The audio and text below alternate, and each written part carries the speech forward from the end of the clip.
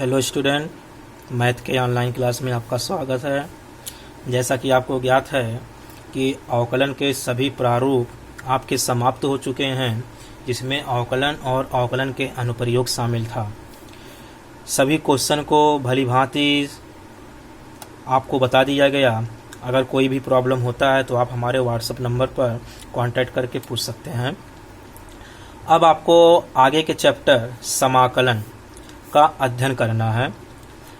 समाकलन का मतलब यहाँ होता है कि दिए गए अवकलन का प्रति अवकलज क्या करना है, प्रति अवकलज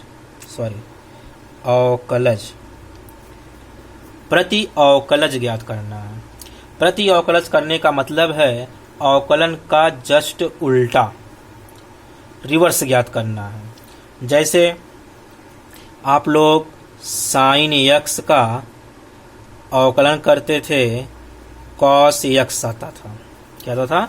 कॉस एक्स। अब आपको साइन एक्स का समाकलन करना है, साइन एक्स का समाकलन करना है तो ये आएगा माइनस कॉस एक्स, और इसके साथ एक अचर पद हम हमेशा लेकर चलेंगे। सी जो है आपका क्या है, अचर पद। तो स्टूडेंट, यहाँ पे जो भी सूत्र आपको अध्ययन करना है वो अवकलन के सूत्र को ध्यान में रखकर समाकलन के सूत्र को प्राप्त करना है। यहाँ पे बस केवल आपको एक चीज का ध्यान देना है कि डी बाई डी एक्स अगर कोई अचर पद होता है तो इसका मान 0 आता था। लेकिन यहाँ पे अगर समाकलन में कोई अचर पद है, जैसे सी है या कोई अंक है, 100 तक या कोई भी गिनती भी हो, तो वह उसके साथ एक चर पद शामिल होगा। इसको हम लिखेंगे सी एक्स। सी रहेगा, एक है एक रहेगा, दो है दो रहेगा, बस इसके साथ आपका क्या लग जाएगा, एक्स। मतलब यहाँ पे अचर पद का समाकलन शून्य नहीं होगा, बल्कि एक कोई चर पद होगा। ओके स्टूडेंट, अवकलन को आप लोग डिनोट करते थे डी बाई डी एक्स। यहाँ पे समाकलन को यूज करना है आपको ये निशान आपको और ये डी एक्स। ओके स्टूडेंट, आई के जैसा ही है या यस के जैसा ही मान लीजिए, और इसके साथ डी एक्स, और इसके अंतर्गत आपका कोई भी फार्मूला होगा या कोई भी मान होगा वो समाकलन के अंतर्गत हम ज्ञात कर सकते हैं। तो समाकलन का जो भी आपका फार्मूला है, जो भी आपका सूत्र है, उसको हम व्हाट्सएप के जरिए भेज देंगे, और आपका जो क्वेश्चन है, क्वेश्चन लगाने का जो तरीका है वो आपको यहाँ पे समझना पड़ेगा। ओके स्टूडेंट, अब जैसे मान लेते हैं कि आपका आ गया sign 2x dx।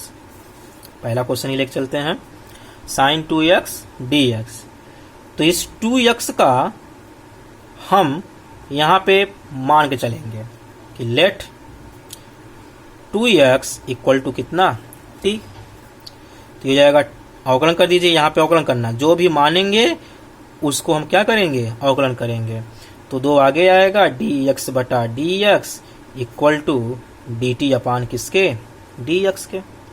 Okay student, तो 2 ये बचेगा केवल कितना, 1 बराबर dt अपान dx के। dx का मल्टीप्लाई यहाँ कर दीजिए और 2 को नीचे ले लीजिए, dt बटा कितना, 2 के। तो ये आपका जो क्वेश्चन बन जाएगा वो हो जाएगा साइन 2x। इस 2x को आपने क्या माना, t माना, t रखिए।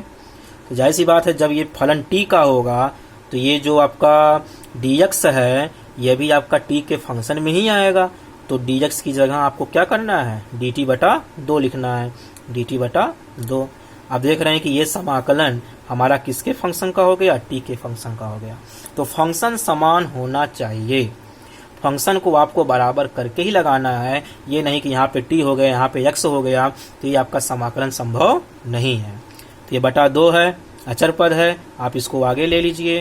अंदर आएगा sine t into d t, sine t into d t, हो जाएगा 1 बटा 2। साइन t का होता है माइनस कॉस t, और हमने कहा इसके साथ हमेशा एक अचर पद लिखते हैं, ये रूल है इसका। तो रूल के हिसाब से हम एक अचर पद लिखते हैं, नहीं लिखते हैं तो कोई दिक्कत भी नहीं होगा। तो एक अचर पद हम यहाँ पे लगा देते हैं, तो ये जाएगा -1/2 कॉस और टी की जगह आपने क्या माना था 2x प्लस सी, ये आपका हो जाएगा आंसर। अब इसी को अगर आप अवकलन करते हैं, अवकलन करने के बाद देखेंगे तो आपका यही फंक्शन पुनः प्राप्त हो जाएगा। इससे आपको ज्ञात होता है कि अवकलन और समाकलन एक दूसरे के पूरक हैं, अर्थात एक दूसरे का परिवर्त है। ओके स्टूडेंट, आप जैसे एक सवाल और ले सकते हैं, जैसे मान लीजिए करड़ी में x dx है, तो करड़ी में x को हम 1/2 भी लिख सकते हैं, dx लिख सकते हैं। इसका फार्मूला अलग होता है, बताया भी गया है आपको फिजिक्स में कि इसके घात में 1 जोड़ते हैं और उसी घात से क्या करते हैं, भाग कर देते हैं और प्लस सी लिख देंगे। अवकलन में क्या होता था, घात को आगे करते थे और उस घात में से 1 को क्या करते थे, घटा देते थे। यहाँ पे घटाना नहीं है, बल्कि आपको घात में और 1 क्या करना है, प्लस करना है। और जो इसका हर होगा वही घात के हम क्या कर लेंगे, नीचे कर लेंगे।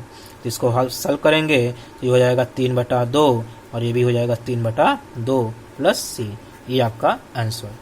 तो स्टूडेंट, जो भी फार्मूला है, जो भी यहाँ पे आपका मान है, उसको हम इमेज के माध्यम से भेज देंगे और जो भी सवाल होगा आप उस सवाल को भली भांति 7.1 का चैप्टर हल कर सकते हैं। इसमें आपका लगभग 22 सवाल है, तो उम्मीद है कि आप इस 22 सवाल को आसानी से हल कर लेंगे। हम प्रारूप उसका भेज देंगे, किस तरह से आपको ये हल करना है, उसी के आधार पर आप इसको हल कर लीजिएगा। ओके स्टूडेंट, धन्यवाद।